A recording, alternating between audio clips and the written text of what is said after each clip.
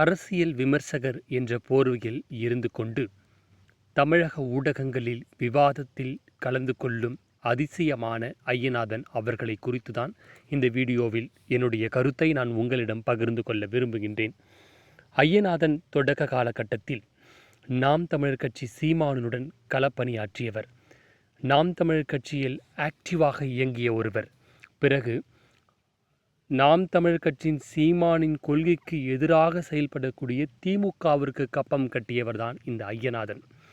விஜய் அவர்கள் அரசியலுக்கு வருகிறார், கட்சியை தொடங்கினார், கட்சியினுடைய கொடியை அறிமுகப்படுத்தினார், விக்கிரவாண்டியினுடைய மாநாட்டை நடத்தினார். இந்த தருணத்தில் விஜயை விட விஜய்க்கு அதிகமாக முட்டு கொடுத்தவர் இந்த ஐயநாதன். ஒரு அதிசய பிறவி.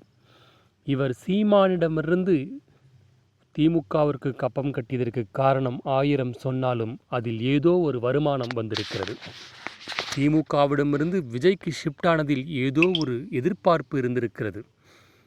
தற்போது விஜயிடமிருந்து முழுக்க அரசியல் விமர்சகர் என்ற போர்வையில் இருந்து கொண்டு திமுகவிற்கு கப்பம் கட்டுவதும், திமுகவிற்கினுடைய கொள்கைகளும் திமுகவுக்கான வெற்றியை உறுதியாக வழிவகுப்பு செய்வதிலும், தன்னுடைய கருத்து திணிப்பின் மூலமாக திமுகவிற்கு பலம் சேர்ப்பதில் மும்முரமாக செயல்பட்டு கொண்டிருக்கிறார் திரு ஐயநாதன் அவர்கள்.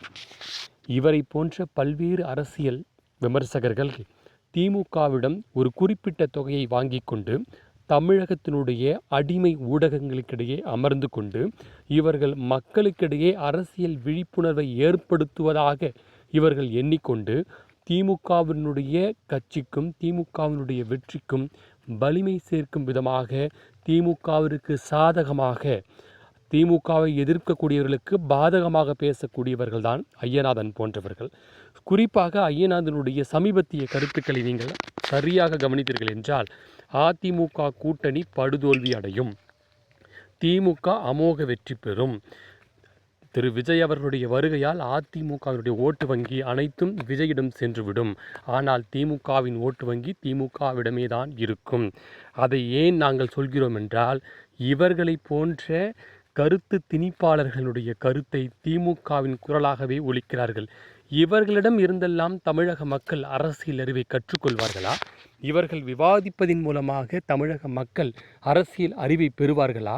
அல்லது அரசியல் புரிதலை தெரிந்து கொள்வார்கள் என்று நான் நம்பினால் நிச்சயம் முட்டாள்தனமான விஷயம். நான் சொல்கின்றேன் ஐயநாதன் அவர்களை, நீங்கள் தெளிவாக நான் திமுகவினுடைய விசுவாசி, அரசியல் விமர்சகர் என்ற பெயரை நீங்கள் பயன்படுத்த வேண்டாம், அல்லது திமுகவின் ஆதரவாளர்கள் என்று பயன்படுத்த சொல்லுங்கள் தமிழக ஊடகங்களிடம்.